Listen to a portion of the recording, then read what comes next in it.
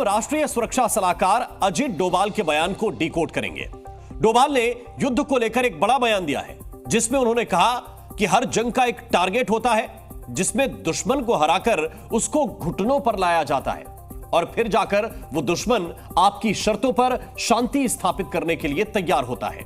क्या डोभाल की ये सारी बातें सीमा पार मौजूद पीओके को टारगेट करके कही गई हैं?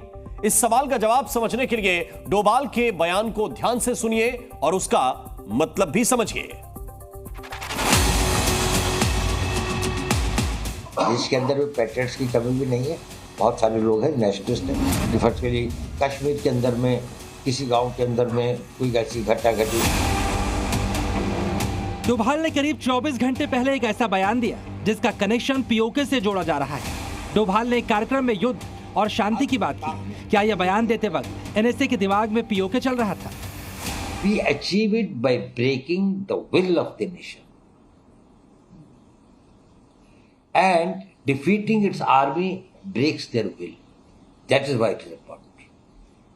When you defeat them on the battleground, the nation is prepared to have peace with you on your terms.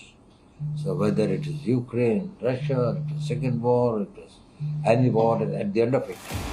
NSA Doval ने जो बातें कही उसमें नाम भले ही रूस यूक्रेन युद्ध का लिया गया हो, पर इशारा शायद पीओके की तरफ हो रहा है। डोभाल ने अपने बयान में 4 बड़ी बातें कही हैं। सबसे पहले उन्होंने कहा कि कोई भी युद्ध यूं ही नहीं लड़ा जाता, उसका एक लक्ष्य होता है जिसे हासिल करने के लिए जंग की शुरुआत होती है।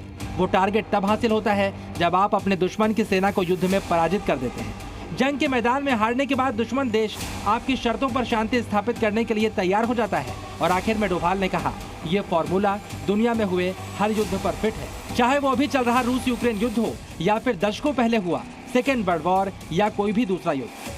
क्या राष्ट्रीय सुरक्षा सलाहकार ने रूस यूक्रेन और दूसरी जंगों का उदाहरण देकर पीओके की तरफ ध्यान खींचा है? भारत पाकिस्तान के बीच पिछले 7 दशकों से पीओके एक अनसुलझा मुद्दा है, तो क्या इसका फैसला युद्ध से होगा? Why do we fight the wars? Is it some vicarious pleasure that we get in killing the adversaries, human resource at the capital? What is it? What do we want to achieve? Whatever our military objectives and political objectives may be, how do we want to achieve it? Bharat सरकार बार बार कह चुकी है कि PoK Bharat का एक अभिन्न हिस्सा है और भारत इस पर कब्जा हासिल करके रहेगा। जान दे देंगे इसके लिए। क्या बात कर रहे हो आप? कसक कभी भी हमारे दिलों में है। पीओके एक ना एक दिन भारत का हिस्सा बनकर रहेगा, लेकिन तरीका क्या होगा ये समझने के लिए अब डोभाल की बातों का मतलब पीओके के नजरिए से देखिए। डोभाल ने सबसे पहले कहा युद्ध एक लक्ष्य होता है, तो क्या इसका मतलब यह है कि अगले युद्ध का टारगेट पीओके की वापसी होगा? एनएसए ने बताया कि युद्ध में हार के बाद दुश्मन आपकी शर्तें मानने के लिए तैयार हो जाता है, तो क्या ये बात मान ली जाए कि युद्ध में हार के बाद ही पाकिस्तान की सेना और सरकार पीओके वापस करने के लिए तैयार होंगी? और आखिर में डोभाल ने कहा दुश्मन की हार के बाद शांति स्थापित हो जाती है, तो क्या इसका मतलब ये हुआ कि ऐसी किसी जंग के बाद हमेशा हमेशा के लिए भारत पाकिस्तान के बीच शांति हो जाएगी? बतौर राष्ट्रीय सुरक्षा सलाहकार अजीत डोभाल अक्सर प्रधानमंत्री नरेंद्र मोदी के साथ दिखते हैं। उनके बड़े फैसलों के बारे में पहले से जानते और समझते हैं, तो क्या उनका बयान आने वाले समय में होने वाली घटना की तरफ किया गया एक इशारा है? उनके साथ काम कर चुके दूसरे अधिकारी भी इस बात को कबूल करते हैं।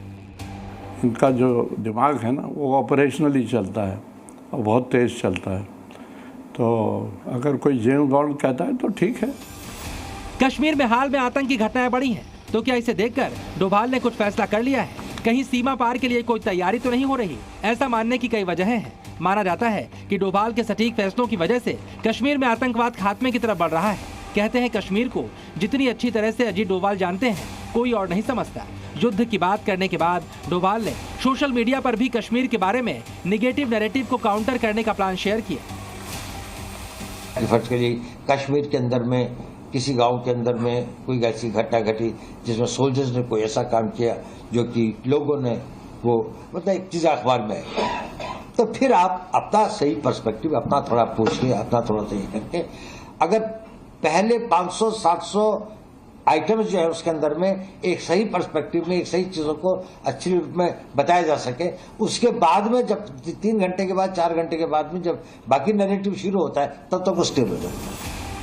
युद्ध में पराजित होने के बाद ही पीओके पर पाकिस्तान का कब्जा और आतंक का 100% सफाया मुमकिन होगा। कहा जाता है कि ज्यादातर मौकों पर डोभाल का टारगेट सक्सेस के आसपास रहता है, यानी संभव है बतौर NSA उनका पीओके वाला प्रोजेक्ट शुरू हो चुका है। ब्यूरो रिपोर्ट, जी मीडिया। जी न्यूज़।